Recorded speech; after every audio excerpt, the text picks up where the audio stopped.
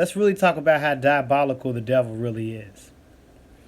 His job is to get you to feel good about what God hates. Then to double down on his level of evil, he's making a mockery out of human ignorance at the same time. The Bible says don't have sex before marriage. You hear a newscaster say, ain't nothing wrong with sex before marriage. After all, sex is an expression of love and God is love. And then you get that instead of the truth. And since it sounds good, you'll fall for it. Completely overlooking the fact that single parent homes and abortions at an all-time high because of the lie. But he spins the lie in a way that where you accept it and then deal with the consequences later. Another thing is God hates pride and he loves humility.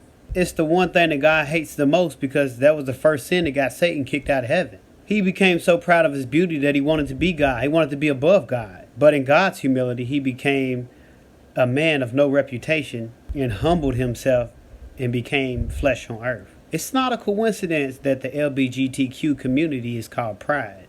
And it's not a coincidence that they use the rainbow as a flag. The same rainbow that God used in the Bible to make a covenant with mankind. It's diabolical because it's disrespecting God, but still making a mockery out of human stupidity at the same time. That's evil. Like, that's the most evil it could get.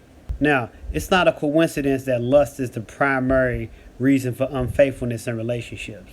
Lust is. Driving people to heartbreak and then eventual bitterness because they couldn't distinguish love from lust. They couldn't distinguish character from charm.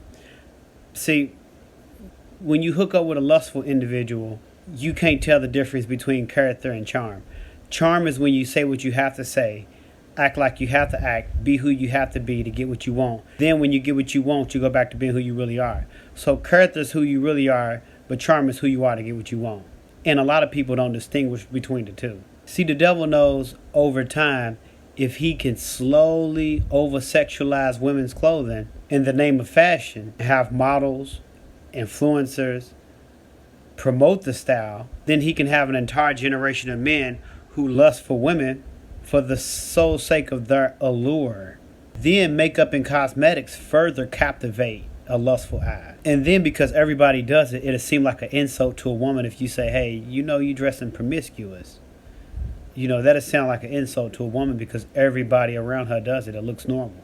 See, that's diabolical because Satan knows it's easy to become conceited when you're getting a lot of attention. And that turns into pride and vanity. See, it's not a coincidence that makeup palettes are named after God's enemies in the Bible, like Jezebel and Delilah.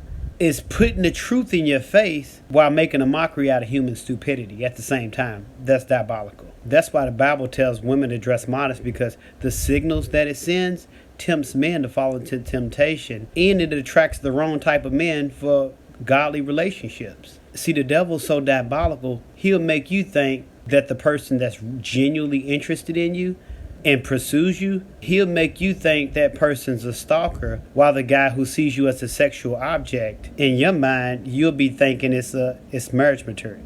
That's how arrogant and conceited the devil tempts some women to be. So this creates a generation of hurt women who'd have been charmed by lustful men, who now basically look for alternatives in relationships until they're stirred in the direction of each other, the same gender. Now let's be completely honest for a second.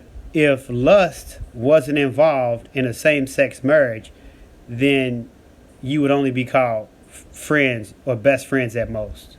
But since lbgtq is primarily based on sexuality, the devil essentially just repackages lust and calls it love, and then sells you on the ideal to be proud about it, naming the entire movement Pride, using the rainbow flag to make a mockery of God, and make a joke out of human ignorance while sending you to hell in the process. That's diabolical. It's diabolical because the lbgtq see pride as strength, but in the end, it ends up being a weakness because it sends you to hell in the end. But in your pride, you can actually deceive yourself into thinking that you don't even have an enemy at all.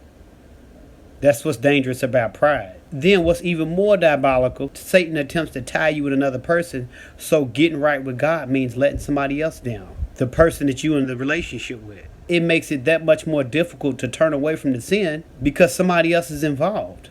And for Satan, that just means killing two birds in one stone. On another note, this doesn't include the men and women that get hurt and turn to the occult and witchcraft to attempt to control love and to attempt to forge love. That's impossible because God is love. You're not going to find love, and you can't make love happen making friends with God's enemies. God is love. The only thing that an evil spirit can do for you is create lust. And it seduces you closer and closer into hell because you'll need deliverance at this point. Once you get involved with the devil, it's really going to take Jesus to intervene to dismantle all the layers of deception and lies that the enemy tells you to slowly seduce you into hell. So yeah, it's all diabolical. Okay, so this is where you check in for your eternal punishments. Who are they?